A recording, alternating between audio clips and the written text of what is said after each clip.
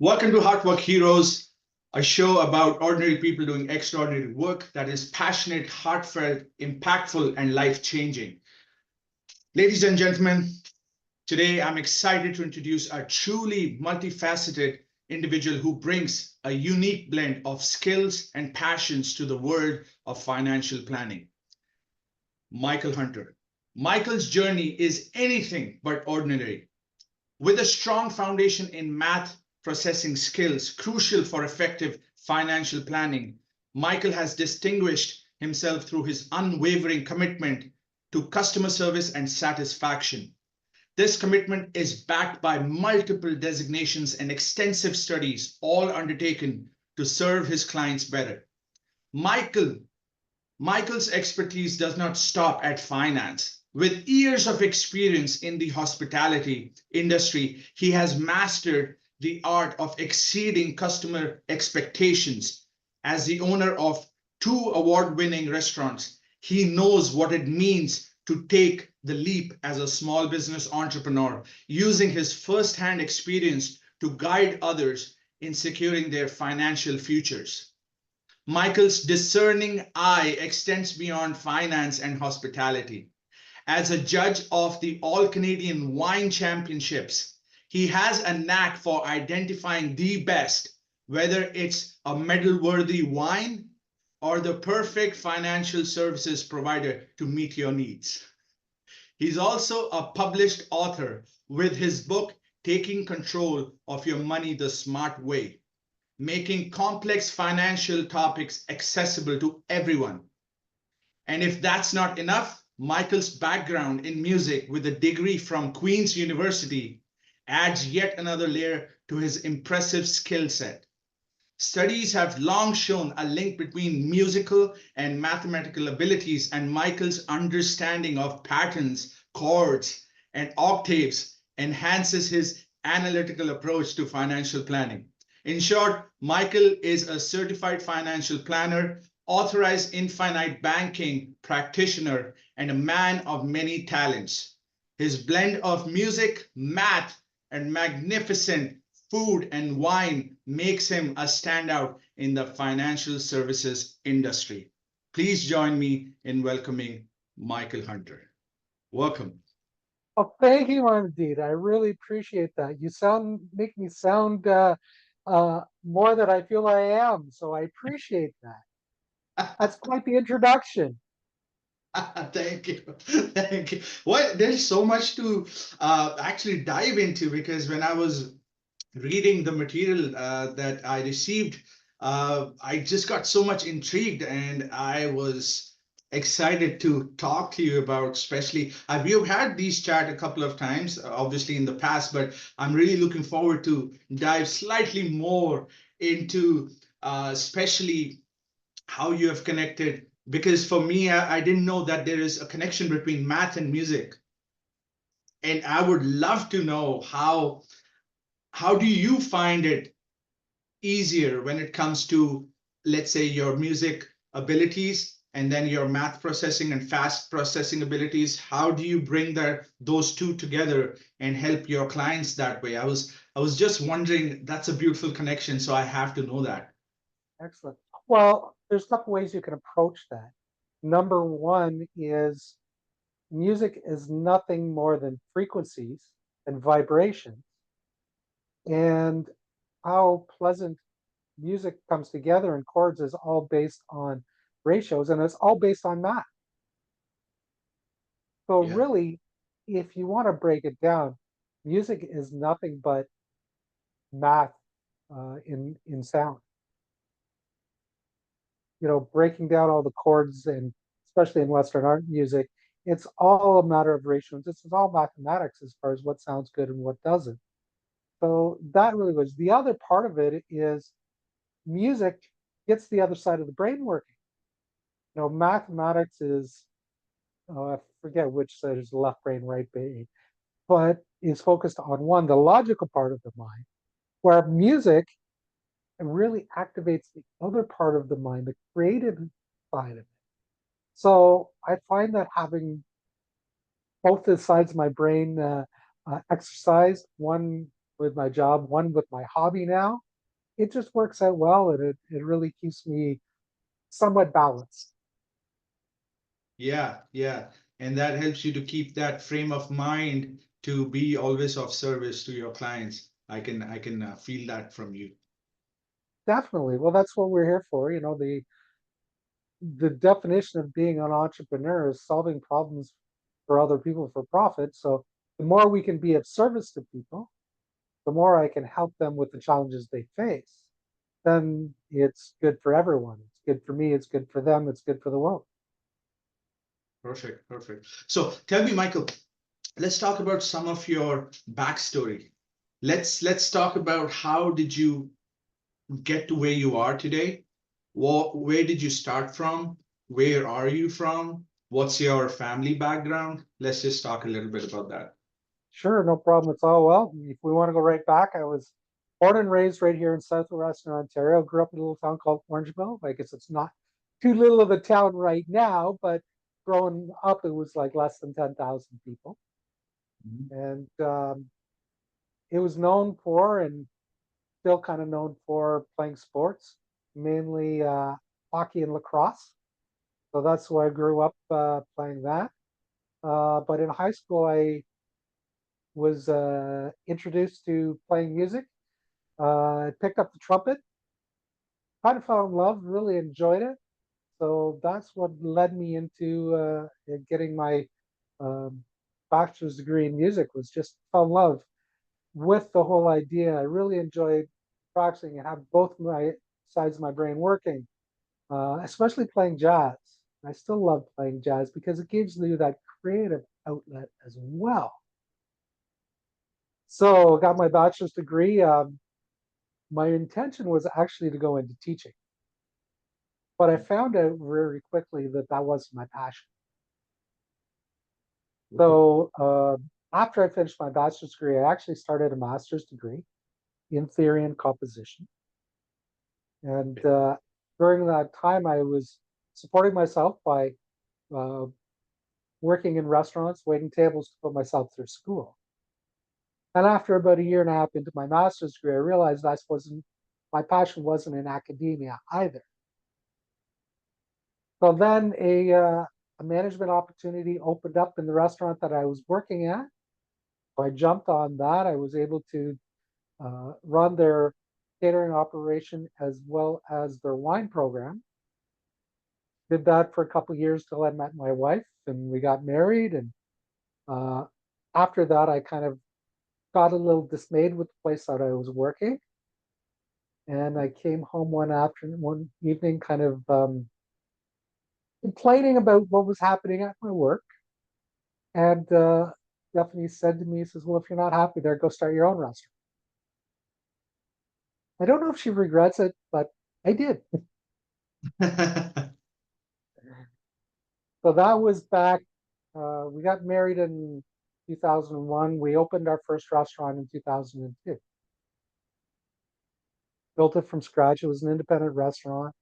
And that's the one that we got all our awards for. We had a number of awards from the Wine Spectator magazine, the Wine Council of Ontario. We even got it was 3 diamonds from CAA. We ran that for a number of years. Um, After a number of years, as the kids grew up, I had a choice to make. I could either spend time with family or continue running the business. Mhm. So it was a pretty easy decision that it was time to transition out of the restaurant business and spend more time with the kids and the family. So I took some time and reflected on exactly what I loved about the restaurant business most. And I realized that my passion lied not in day-to-day operations, but actually creating the restaurants, concepts, designing them, figuring out how to pay for them, how to finance restaurants. Okay. And that led me into financial planning. And I haven't looked Mm. back since. That was about 15 years ago that I made the transition. So I mainly did it for the family. So Mhm. that's as much as music and what I do for work is very important to me, family is even more important. That's what I do this. Even so much, if I show you my book, Mhm.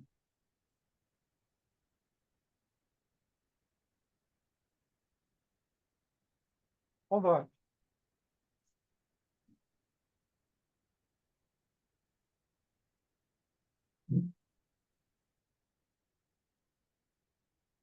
There's a couple places in my book, especially on the back cover, that shows the family.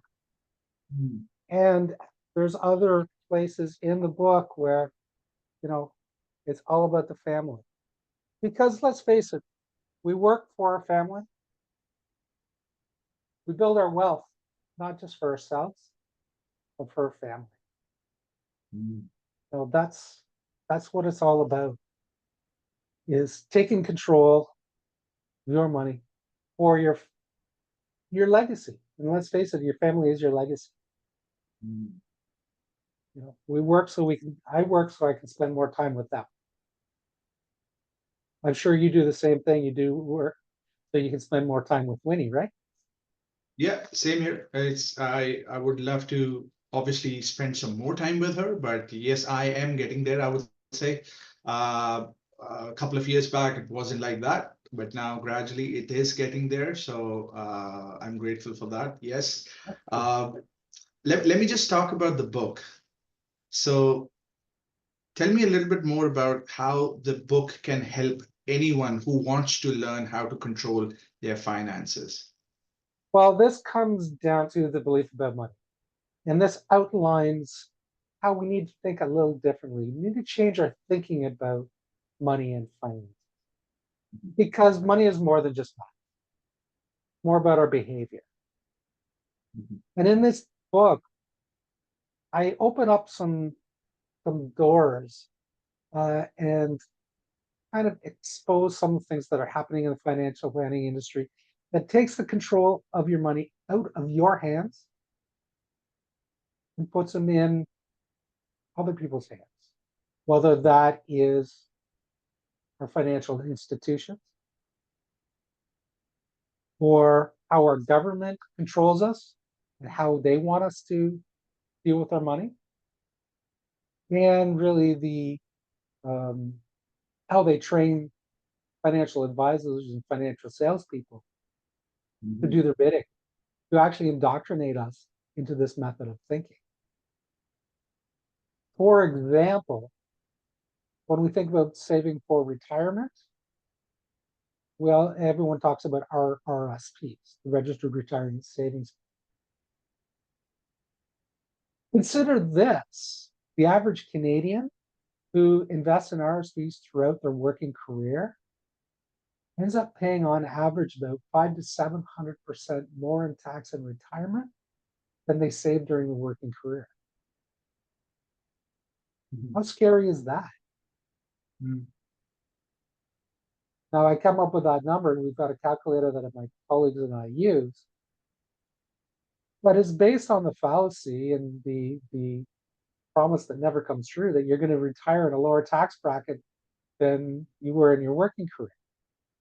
Well, Yes. tell me this: do you want to take a pay cut in retirement just when you got time to enjoy the fruits of your labors? Mm. So even if you do retire in a lower tax bracket, not only when you take the money out of your RSP, not only are you paying tax on your contributions and put in, but also on all the growth. So it Mm. might be a lower percentage, but on a larger number. Yeah. Now, the government doesn't want to tell you that. The banks don't want to tell you that. First of all, the government doesn't want to tell you that because they they believe in delayed gratification. If they wait a little longer, they're going to get a lot more money out of you in retirement than they get invest in you. Mm. And the banks don't want to tell you this because it's sticky money for them. What I mean is you're going to put that in there and you're going to let that sit there and have them manage it for you for anywhere from 40 to 70 years. And if you go to them and say, you know what, I need that money for an emergency or an opportunity that comes up, what is the bank employee going to tell you? No, no, you don't want to touch that because you're going to be penalized because you're going to have to pay tax. Yes. Oh, but if you're a good little borrower, we'll give you a loan instead. So all of a sudden, you're paying the bank money to manage your money in your RSP, and you're paying them interest on a loan. So this big book is all about exposing those ideas, making people think a little differently, and exposing them the concept of actually becoming your own banker, creating your own money system. So you're the one that's profiting off investing your money. And if you need a loan, you can't be turned down for the banks. And in a way, you're paying yourself the interest rather than paying it to an outside institution. Would that be good or would that be good? It'd be good. There is no other way here. It just sounds very intelligent, I would say, to be this way. And instead of somebody taking control of your finances, you literally take control of your finances. And let me ask you this. So, how can somebody who has no idea, let's say somebody who's new to the country, Michael, right? They come from a different mindset from their country.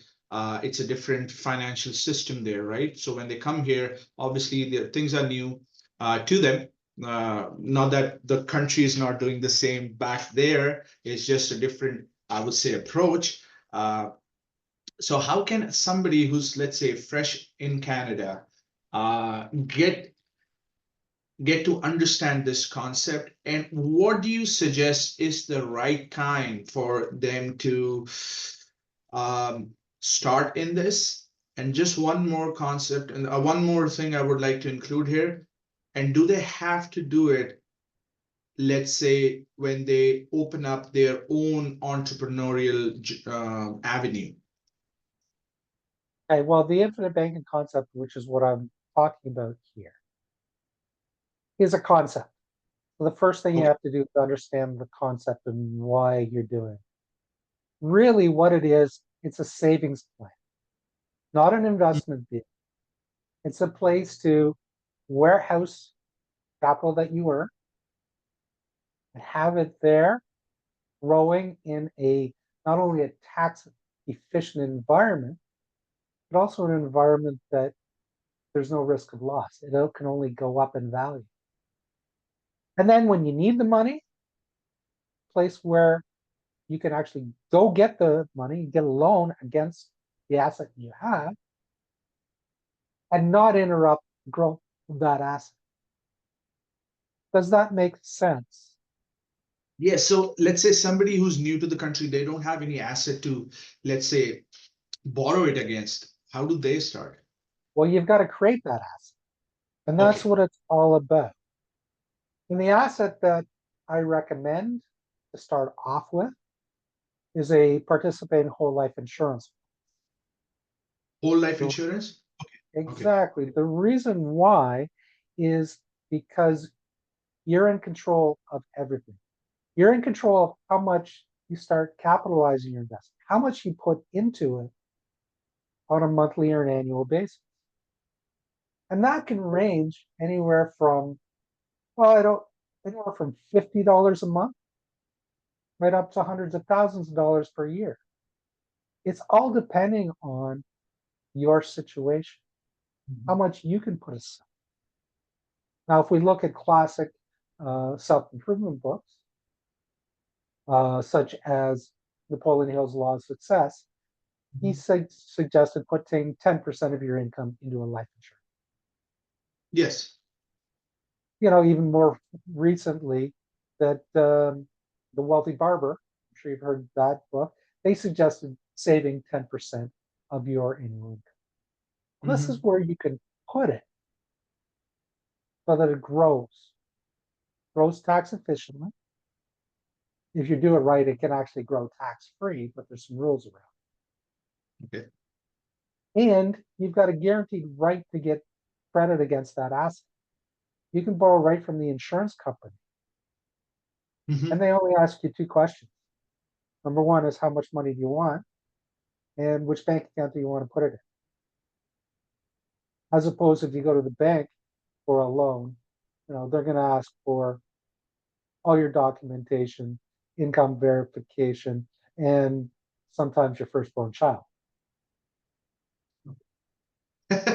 First one, that was good. I like that.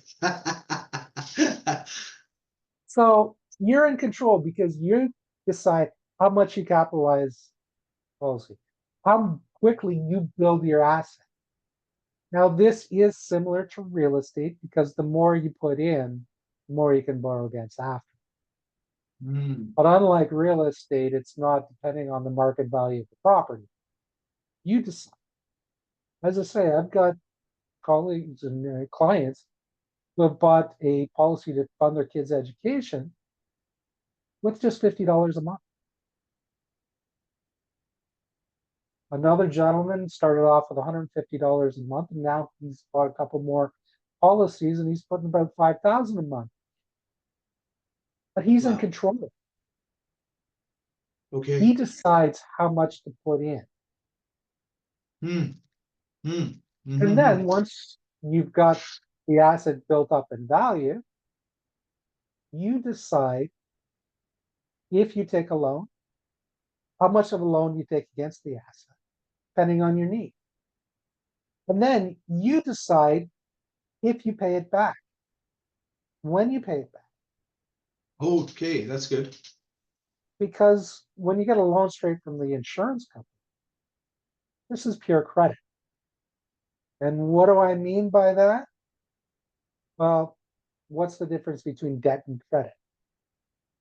If we look at Robert Kiyosaki's definition, which is what most people are uh, aware of, debt is borrowed against a depreciating asset or no asset at all, versus Yeah. credit is borrowing against an appreciating asset. Mm. I think that was a great idea. Works for Robert Kiyosaki, but it didn't really resonate with me. So I actually went back to the dictionary and looked up those two words. Mhm. And if we look at the definition of debt, debt is actually defined as typically money that is owed or due. It's based on the Latin word debitum or deberere, which means to have an obligation. So if we extrapolate from that, is when you borrow money and it's debt, you've got an obligation to repay.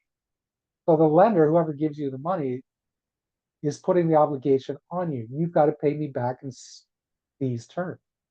Mhm.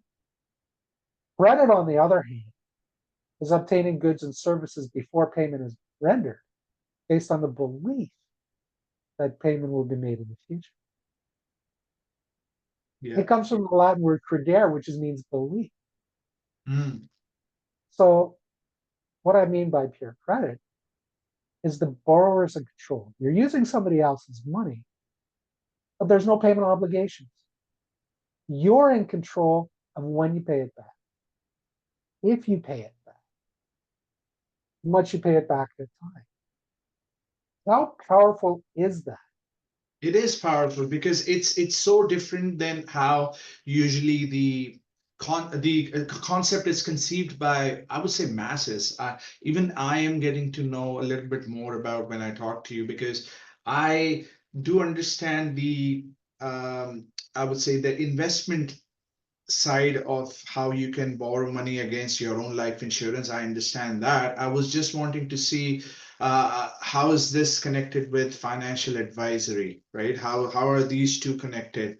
And not only that, the powerful concept that I see here is to understand the words themselves. What do they exactly mean? Because everything starts from the word, in my understanding. And if one understands what debt is and what credit is, and then get the right information, because the information is there, I would say it's not that it's not there. You just have to know whether it's the right information or not, because we have internet today and you can learn pretty much anything. However, are you learning the right stuff, and who are you learning it from? So those are the two key concepts. So yeah, I really it's something that is I won't say it is challenging to understand, but I would say it just needs some time for you to really sit down and start realizing what these concepts are, so that the energy regarding money can shift and you can take your actions that way, right? Yeah, you gotta, I totally understand. This is a total paradigm shift in thinking. Here in Canada, and I believe most places around the world, financial education comes from the banking system. Mm, And the banking system deals in debt. mm, The bank's models all revolve around payments, money mm, flowing in, money flowing out. For our Canadian banks to work, they rely on you putting your monthly or weekly paycheck into the bank and then them lending it out. And then when you take a loan, then knowing when you're going to pay it back in the form of payment obligation. yeah. That's how that works. But what if it didn't have to work that way? They're not going to tell you that it can work differently because they don't want you to know that. They're relying on those payment obligations. And what they do is they bastardize the difference between debt and credit. Mm, Credit cards are not credit because there's still a monthly payment obligation. You got to pay a minimum of so much. Lines of credit are the same way. Really, there's only two products in Canada that can be used as pure credit. One is leveraging against the whole life insurance policy. And the other one, well, you can do it against your home as well, but there's it's not as efficient, and it's a different paradigm thinking as well. When I okay. say life insurance, and everybody thinks, you know, the wrong thing about life insurance. Mm, Because when we talk about insurance, basically we buy our auto insurance to pay out in case of our car is damaged in a collision. We buy fire insurance, pay out in case our home is destroyed by fire. We buy disability insurance to pay out and replace our income if we can't work because of disability of some sort. Why do we buy life insurance to pay out when we die? Couldn't that mm. be called death insurance? Health insurance, yeah, exactly. Yes, Now, the I bring up little, this concept because one of my colleagues says, well, it doesn't sound as good. Death insurance doesn't sound very inviting. And I'm yes. going, but there's accidental death and dismemberment policies out there, so that can't be. Mm, In this concept, we use life insurance to ensure we never run out of money while we are alive. It's like a banking system with a death benefit thrown in for good measure. yes. How empowering is that? This is actually pure life insurance for you to use while you're alive, not when we die. That's a nice bonus. The death benefit is there to pay off the loans that we didn't get the chance to pay off while we were alive, and to avoid the CRA and the tax. Mm, mm. Michael, this is interesting. I have one more question here, which is Sure. in my, yeah, this is just out of some of the things that I've learned in the past. So I would love to know your expertise here. How important it is to start building your, let's say, wealth, right? Uh, without increasing your income, or increasing your income is the first step. Uh, There's two ways you can increase your wealth, Mhm. either by cutting back on your expenses or increasing. Okay. Because there is an old saying that it's not what we learn, but what we remember that brings us wisdom. What? Yeah, It's not yes. what we eat, but what we digest that makes us strong. Yes. And it's not what we earn, but what we save that bring us wealth. Mhm. And to tell you the truth, I've got another book coming out later on in the fall that addresses that point. It's going to be called Taking Control of Your Budget the Smart Way. Beautiful. Now, I'm going to be honest with you. I use that, uh, that's the title of it. But pretty much in the first chapter, I say this is not about budgeting. Budgeting, Okay. budgets to me are like a four-word letter bad word. That's Yeah, yeah, almost yeah. like, it's like the word diet. Nobody wants to go on a diet. Mhm. Nobody wants to follow a budget either. True. We want to eat food. We want to spend our money. But how can we do it so that we enjoy ourselves now and we know the future's taken care of? So that's the Mhm. next book coming out later on in the fall. I'm looking forward to it. How can somebody get your book, the one that you have right now, Taking Control of Your Money the Smart Way? This is available on Amazon, and I'll send you the link afterward. Or Yes. if they want to download a free chapter of it, they can go to my website, which is mjhfinancial.ca Mhm. backslash book, and you can download a free copy of it there to get a taste of it. Awesome. I I will also be, explain the concept in weekly webinars that I do, and you can sign up for them on my website. And yes, on the website, I also explain ways that you can get a free copy of the book. perfect, perfect. So what I'm going to do is I'm going to be adding these links in the description below. So if you are looking forward to get some more help here, reach out to Michael. Michael is the right person to help you out with that. Awesome, Michael. Now, let me just ask you a little bit more about your restaurant journey. I would love to know. I've had a little bit conversation with you just a couple months back when we were together, right? So when we came down to your place. So let me know your story, which you shared with me, of how you decided on, let's say, leaving control of the restaurant. I remember that part where you had a partner and then you decided, you know what, let's just part ways. I just want to do this. This was our agreement that I'm not going to be in the business. I will own the business. So I would love to know why exactly did you decide to, I would say, pull yourself out from that situation. And I understand maybe it's because of, like you said in the beginning, it's I do everything for the family.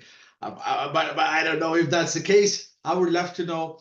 I'm asking it from the point of view of my intention is to, let's say, somebody who is in a juxtaposition. Yeah, they are in a position they just don't even know what to do because they have partners in their life and the partners do not have the same mindset. Then it's always you're fighting.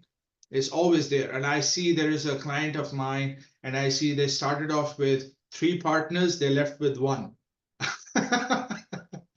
So I would So love to know. that story came down to when I opened my second restaurant.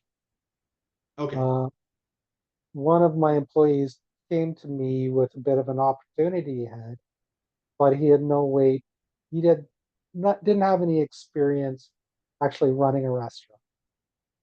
And we purchased a restaurant that was, I would say safely, it was failing. Okay. There was potential there. We were able to pick it up for a good price, and we went in with the agreement that I would add my expertise in running the restaurant, marketing the restaurant, getting people into the restaurant, setting up the front of the house.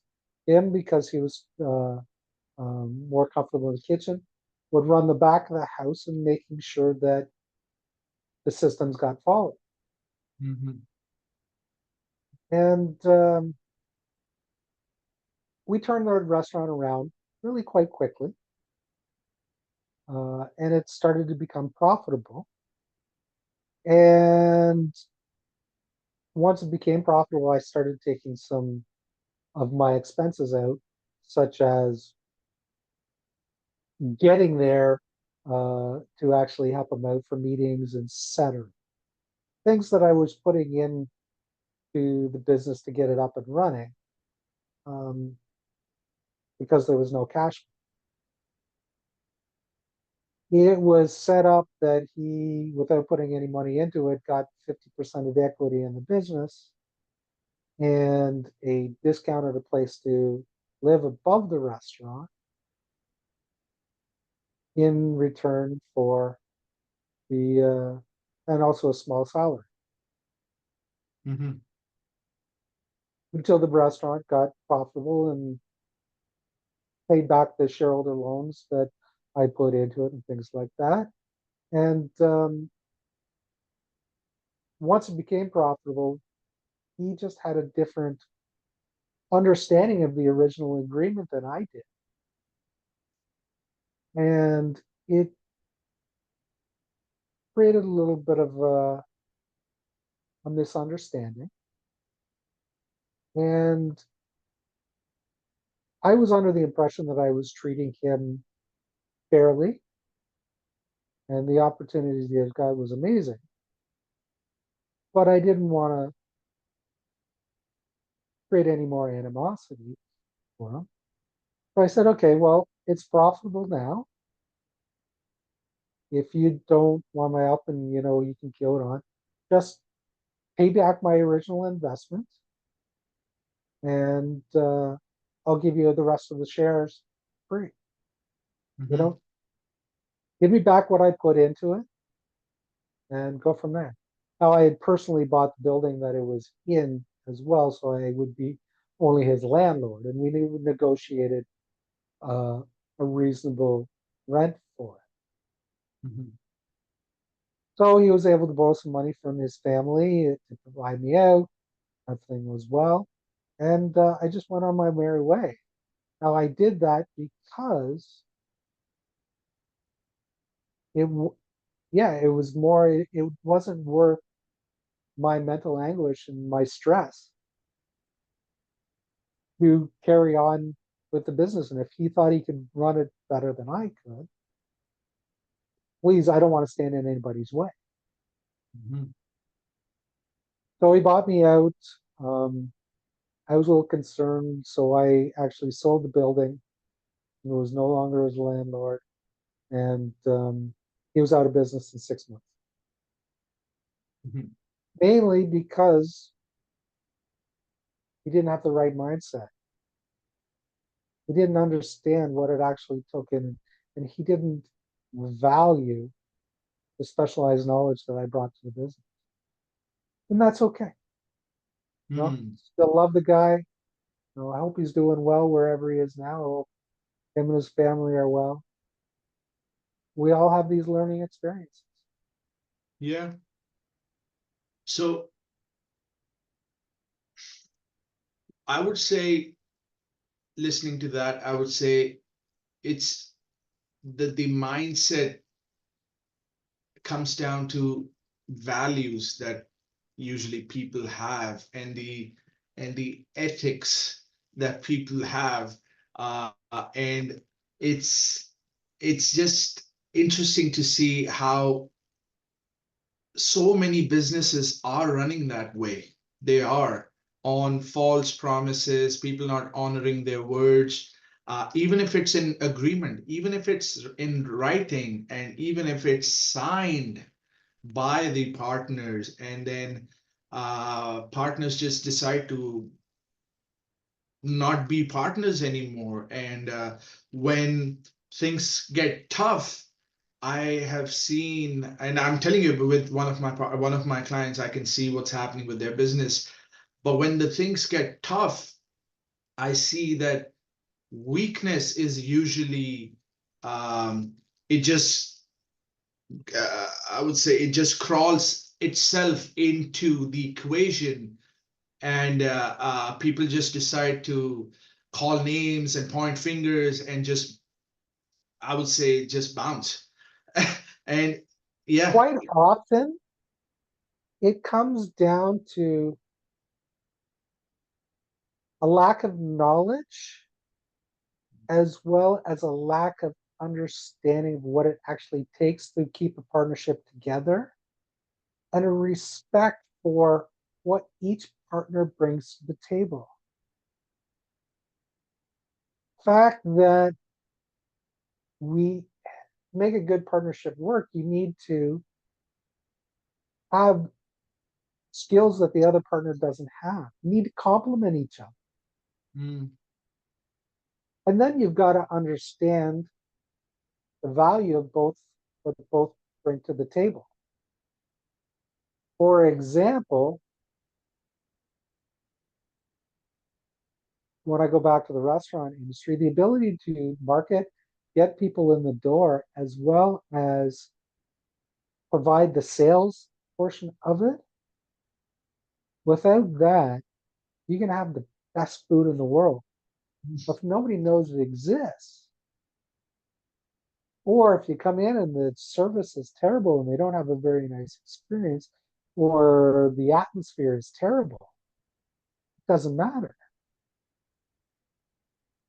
It's respecting both sides of it and knowing what everybody brings to the table. It's almost similar to in larger organizations. Quite often there's animosity created uh, between the administration or production side of a business and the sales team. Because the production says well, they see how much work that they're doing, but the salesman who gets paid on straight commission is making more money and possibly working less hours. So there's jealousy in. But meanwhile, without that salesman bringing in the business and the manufacturer, the other side of the business, the office, they wouldn't have a job.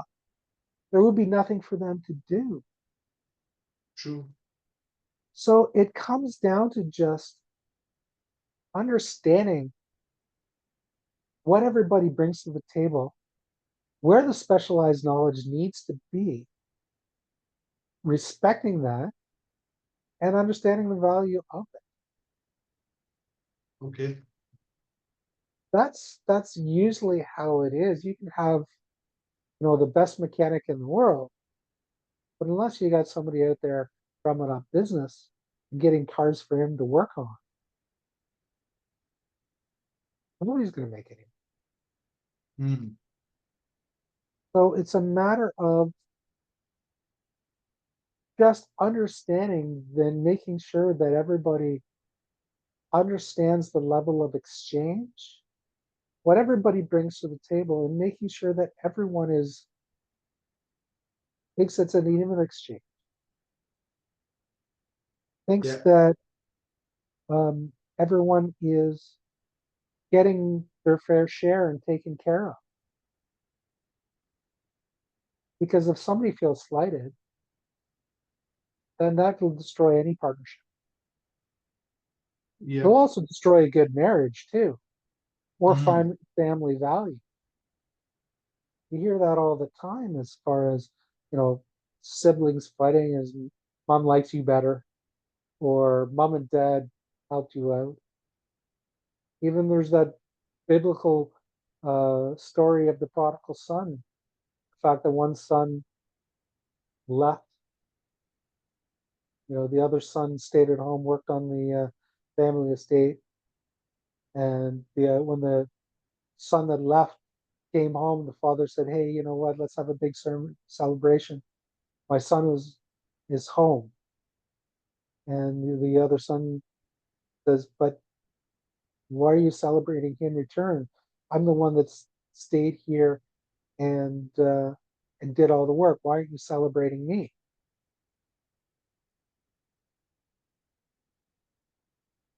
Does that make Yeah, sense? yeah, yeah, It's unfortunately that we all have egos, but yeah, we just have to respect of that and understand and acknowledge that communication is the key. yeah. You can never know the intention behind somebody else's, um, let's say, somebody says yes to you today, but then the intention inside is totally opposite of that. And it's just funny to see that you can just play the understanding game there. This is just my understanding and my opinion, but just play the understanding game there and say, well, I can still love you. I know you're not bad. You're just acting a certain way. And it's just like you said, it's just lack of knowingness. You don't know what you're doing, and just leave it there, and then probably just go on with your life, right? Because the reason I asked you this is because I really get fascinated with how people operate, how they actually behave. It's fascinating. Again, the we've got to when in any business or any interpersonal, it all comes down to give and take. Yeah. Nobody's happy if they just give, give, give. Hmm. Nobody is respected when they just take, take, take. True. And the happy medium is somewhere in the middle. Hmm. And when it gets too skewed one way or the other, I'm a believer we just let karma take care of that. True. True. I think that's the best way to be in peace with that, be at peace with that, and just carry on with your life, right? That is amazing. Thank you for that. I appreciate that perspective because I really wanted to know what did you learn out of that, and how did you ever get back into any other partnership after that? Because you said you had two award-winning restaurants, right? This was So I one. had two What about the other restaurants, one? yeah. Yeah, what about So the other one? that was the second um that was the Okay, second one that I had the issue with the partnership and the other one. The other one I own pretty much myself. okay. Um, and since then, uh, no, I haven't. I've made the decision not to have any other partnerships. Hmm. When I closed down my restaurant because I really wanted to focus on my family, Mhm, I just wanted to focus on them, not being responsible for anyone else's family. mhm. So I made that decision way back when and kept my financial planning practice pretty so much myself and my wife. Mhm. Yeah. And I'm only in the process now of changing that decision. Okay. I'm Okay. trying to, as my practice grows, whether it's almost time to take on a junior uh, planner with me, but I haven't quite made that yet. But that's one of those things, Dave, that I made that decision a number of years ago, and I'm just starting to change it. Mhm. Yeah, Yeah, go as far as you can see, and when you get there, you'll see further. So I can see what's happening. yeah, and I'm starting to see further. And the more I get up in years, I've got another 20 years left, and then somebody else will have to take care of my clients. So why not start True. grooming something into that position now, so that there is that transition and continuity plan for my. I have a colleagues that, God forbid, I passed away at any time that would take care of my clients now, Mhm. but it could be so much easier if someone already knew them. So that's kind of what I'm in the process Mhm. of considering and thinking about now. That is And amazing. and now that the kids are out of the house, we're going to be empty nesters soon. that I can put more focus on that, at least And until the that's grant comes along. yeah. And everything happens for a reason. So that is good. You're just attracting what you desire, right? So just it's just shaping that way. Uh, Michael, tell me, who were your biggest influences growing up? Got to give shout out to my parents, very working class couple. They taught me the value of hard work Hmm. and working smart. Okay. Um, there was a number of people I learned from in the restaurant business, guys at the restaurant where I um, did my training. They helped me out a lot. They provided pretty much the model how to actually create a successful business and how to run a successful business. I learned from their mistakes. Okay. Beyond that, I had a number of mentors in the financial planning industry when I got into that as well, Mhm. and how to actually service clients, how to actually position this, how to learn the infinite banking concept. I got to Mhm. give shout out to the late Nelson Nash, who wrote the textbook on the concept, Mhm. and my colleagues at the Infinite Banking Canada group that have taken his teachings and applied it to Canadians.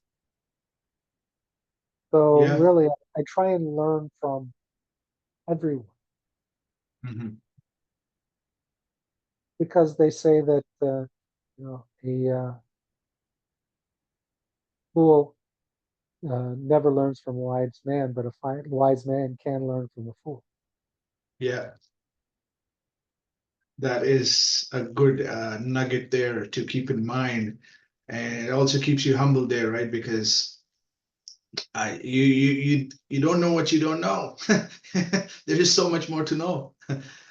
And some people can always teach you. They can teach you one of two things: either what you want to do and what you want, or what you don't want. Mm. So be open to learn from either one. It's like, oh, that person did this and got that result. Well, that's not really what I want. So I better not do that.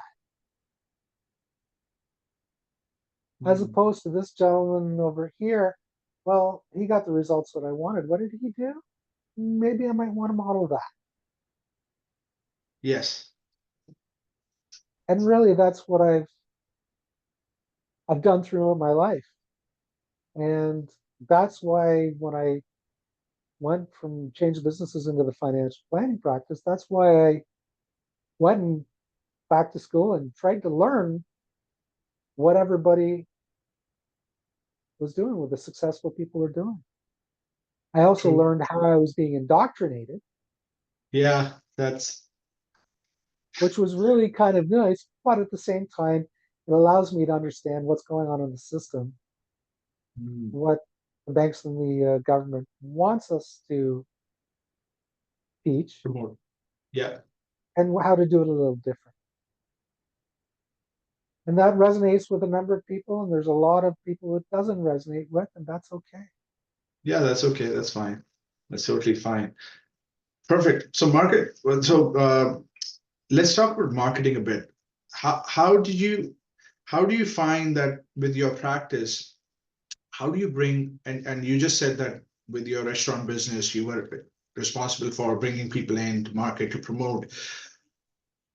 What are some of the key concepts that you apply for your practice in financial industry when it comes to bringing people in and then helping them out? How do you market and promote yourself?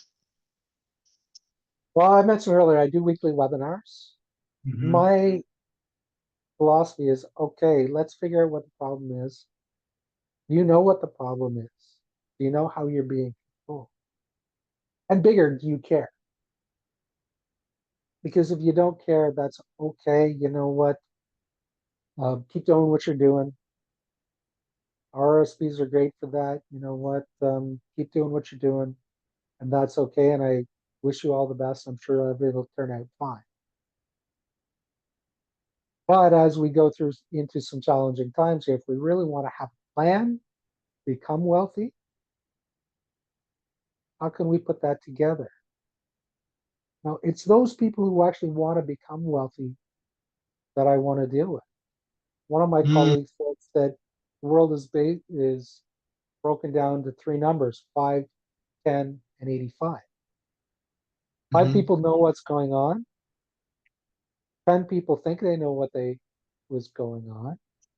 And 85% will do anything but think about what's going on and don't care. Yeah. Where do you want to fit in? Mm. Do you want to Would you, be the top 15% and yeah. explore different ways of building wealth differently? Mm. Or do you want to still do invest in RSPs, uh, buy into the stock market at overvalued multiples as it is right now, or purchase property in the GTA when it's been never more expensive or unaffordable than it is now? Right. I was talking with a gentleman the other day who owns a condo that he bought and is renting it out. He's got on the market. He goes, you know what? The one next door sold for 680,000. Okay, he's got his on the market for 630. And I just kind of looked at it. It's like, okay, he rents it out for about $3,000 a month. Well, I did the math and we talked about, okay, that opportunity, if I could live in that home for $3,000 a month by renting it, where would it be? What would I pay for that? So it makes more sense for me to own it, because not only would I have the mortgage payments, but property taxes, condo fees, et cetera, et cetera. Mhm. And I just looked at him after I did the numbers quickly. I said, I wouldn't give you more than 450,000 for that property. The reason why is you're only making $36,000 on it. Okay.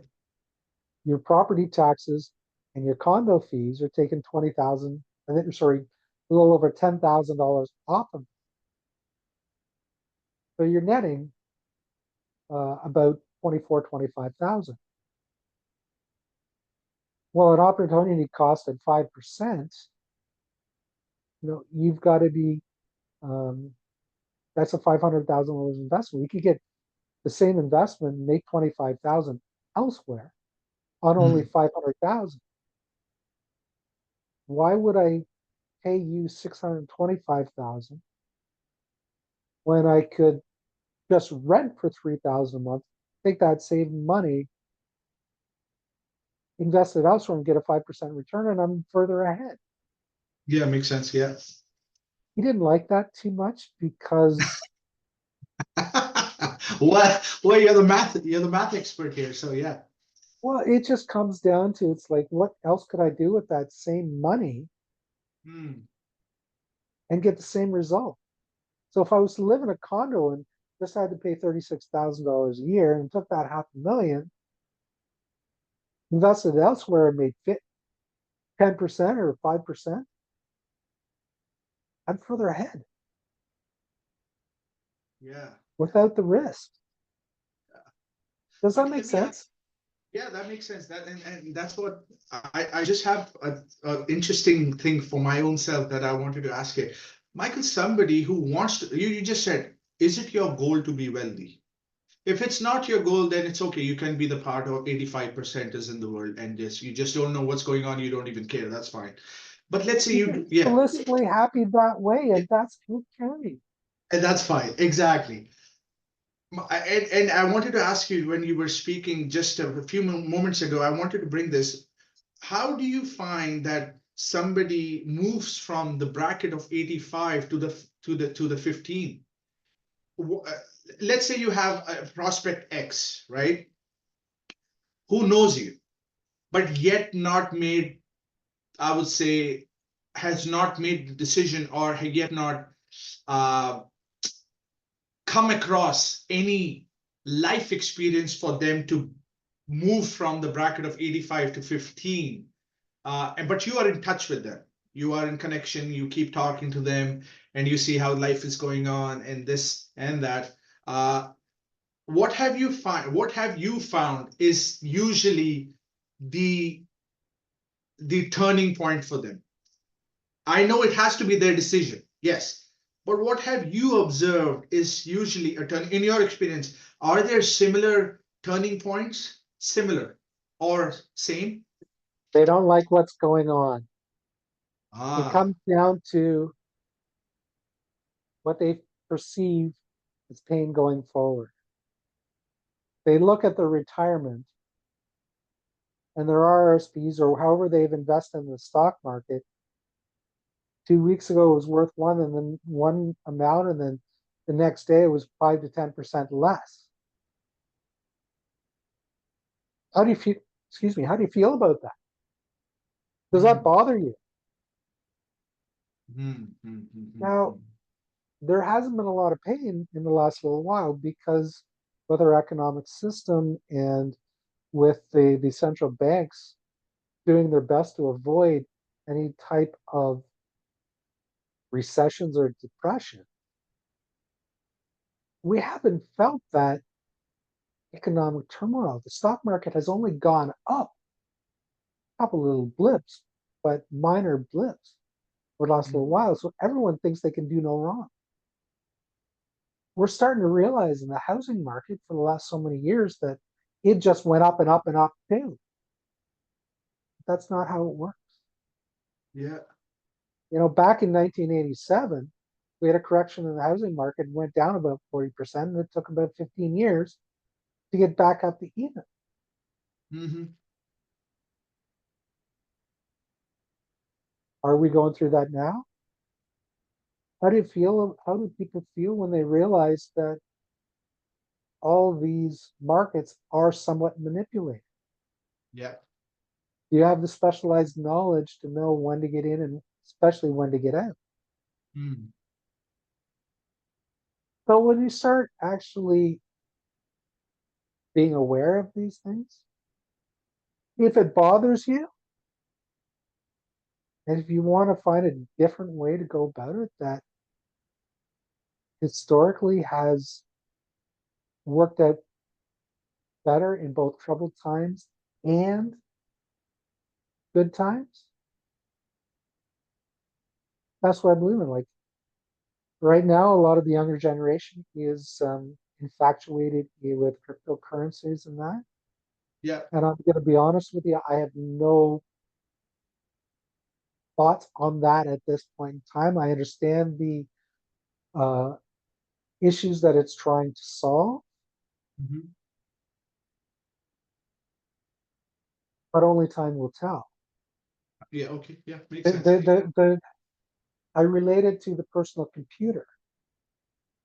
When it was introduced in the 80s and 90s, the personal computer was marketed that it was going to save so much time so we would have so much more leisure time. Mhm. Well, the unintended consequences of that is now that we're getting more done in a day, you're expected to do more. So all of a sudden, we have less leisure time. Yeah. True. I'm not predicting it was, but could um, Bitcoin and cryptocurrencies actually exacerbate the problem you're trying to solve as far as being more of a sound money uh, means of exchange? Hmm. I don't know. I can see both ways, and I see the value of it going up and down um, in ways that I don't understand. But I understand that life insurance has been around since before Confederation. Our parents, our grandparents, great grandparents used that as a method to save their money and grow their wealth safely and efficiently. It stood the test of time. Yeah. It lasted through the Great Depression. Yeah. But Michael, let me ask you this: who is, because most people are this way, that they want to see it and believe it, right? And now you're mentioning about there have been certain people who have been using life insurance, and the advices that you're talking about since generations, and their generations forward are basically secure, right? Uh, do you know of anyone who is, I would say, a prominent figure that people can, if they do choose to get a little irritated with what's happening, and then move themselves from the bracket of 85 to 15? Is there a prominent figure that people can probably start somewhere to see who did this? Because this information, obviously, like I said in the beginning, we have information, we have the internet, we have access. And you were talking about young people, they just are too much attached to, let's say, the new ways of doing things. That's fine. At the same time, I would say still the time tested principles are not going anywhere. They are time tested, right? So who is a prominent figure that you know of, that somebody can start probably getting little interested about knowing how did they how did they go from where they were and now their generations are secured? So is there any prominent figure? Well, we can look at the wealthiest man in history, Rockefeller. One of my colleagues, Garrett Gunderson, who was Robert Kiyosaki's life insurance agent, wrote a book called The Rockefeller Method Mm, about how he and his family has used this concept to keep their wealth intact,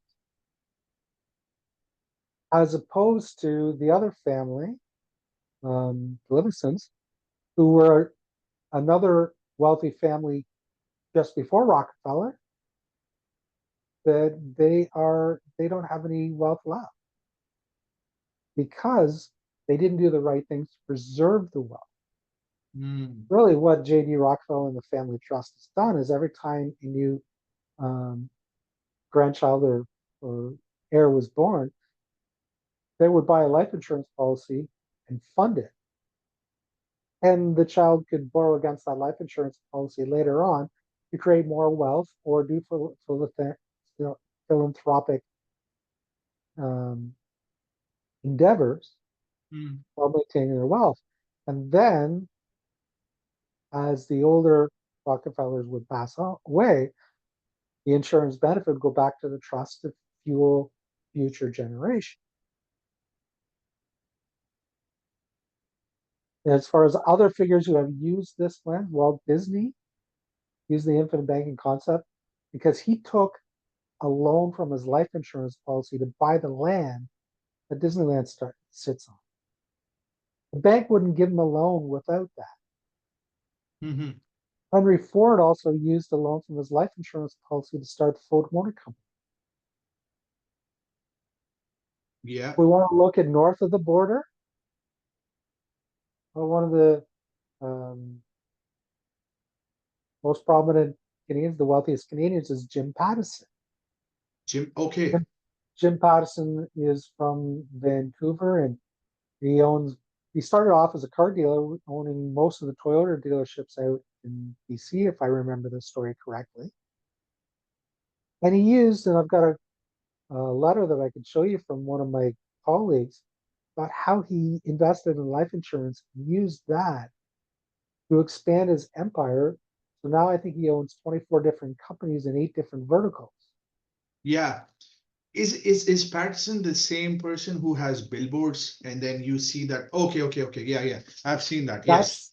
That's one of his companies. Okay. If I remember correctly, he also owns the Ripley's franchise. So, the aquarium downtown Toronto. Yeah. I believe he owns that as well as about 24 different companies. Huge Hmm. organization. Even Ted Rogers used the concept, um, build Rogers Communication. Yeah. Now, the only reason why we know that, because life insurance is always kept private,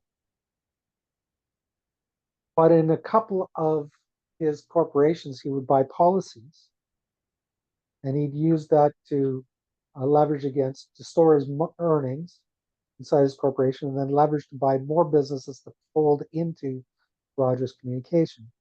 Well, when Ted passed away, there was a couple of errors in the way he set up the policies that attracted CRA's attention. Mhm.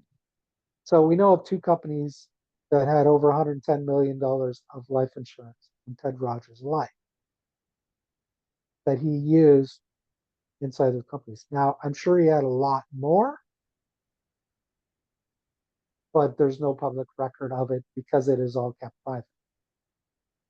Okay, perfect. Thank you for this because this was important for me too. I really wanted to learn about who exactly started because I've seen this. I knew of Ted Rogers though. I'll be Yep. honest. I knew of Ted Rogers that he built his empire using life insurance, and I knew of. I didn't know of Rockefeller. I knew of. I didn't even know of Jim Patterson did that. But there is a similarity of I would say building empires, and life insurance is somehow the other way kind of a start. I've seen that similarity when I've spoken to you. I've read a little bit somewhere else too, but that's a common, I would say, principle that people have started off with. Obviously, it could be different. Rockefeller did wanted to do that for the generations coming forward, but then Rockefeller is I don't know, they are not that, I would say, prominent in the name today during the talks, but well, I can say that their generations are secure because of these policies about life Because of that insurance. And concept. yeah, exactly. So Michael, let me just ask you, if anybody who's watching this show, they want to start off on this concept, right? They want to learn about how they can secure their finances, how they can learn to secure their future generations. Where can they start off? Well, the first thing I recommend is either getting the first chapter of my book or buying my book. Second thing they can do is jump on one of my weekly webinars where I actually go through the concept and understand and help you understand what the issues are. And the third thing is on my website, you can always book a strategy session directly with me. You can book a 15 or 30-minute strategy session there. Now, normally, when I do financial planning for clients, my normal hourly rate is about $400 per hour. But I will give anyone who is watching this podcast a half hour of my time for free, asking any questions, help figure out whether this is right for you. So that's over $100 value. That's amazing. Thank you for doing that. That's appreciated, Michael. So kind of you. Okay, Michael, I would love to have this conversation going on. I am actually enjoying the conversation. I'm looking forward to have you again on the show if you are comfortable with giving me some more time, because there are so many things I would love to know, to be honest, and I would share a little bit more about like how things have started to change, especially when you decided to get into this industry, right?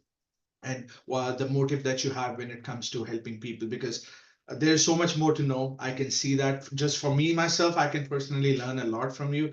At the same time, I know this is a concept, money, we living on this planet, which is mostly economic, I would say, because money does affect you each and every day. Each and every decision that you make is somehow mostly related to finances. So this is a key concept, and I would love to have your insights, because my understanding has been till now, my understanding has been that it is all about increasing income. However, when I've talked to you and I've read a little bit about the books that you have shared, when I've been on the webinars myself, those concepts do not talk about income increase. It's not that you shouldn't be increasing income, but it is about how Robert Kiyosaki says as well, that it's not about how much you make, it's about how much you keep.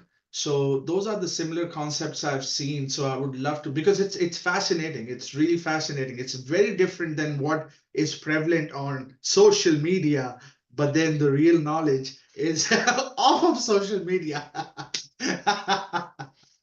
So that's just my understanding, and I would love to have you back again on the show to get some more insights, because as and when I'll grow, I would love to know more about. There's one thing I would really love to know, and uh, that is this just concept. It just came into my mind. It was I don't, I'm not getting it now. It was just here. But this was a fascinating concept that I wanted to know about.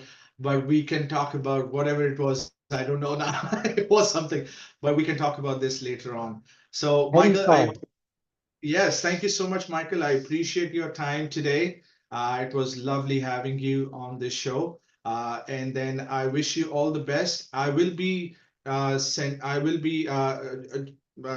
putting the description in the description, all the links that Michael talked about, his website, the link to his book, and also a free consultation call link. And then also I'll be sending the webinar link. So Michael, if you can be kind enough to share those details with me, I would put them in the description below. And then if you do decide, if you got value from the show, do reach out to Michael. I have known him personally. We meet once a month, and it's always a great time. Michael is a fun person to be around, and you can also learn some dressing style if you like. All right, Michael. Thank you so much for the show. I appreciate your time.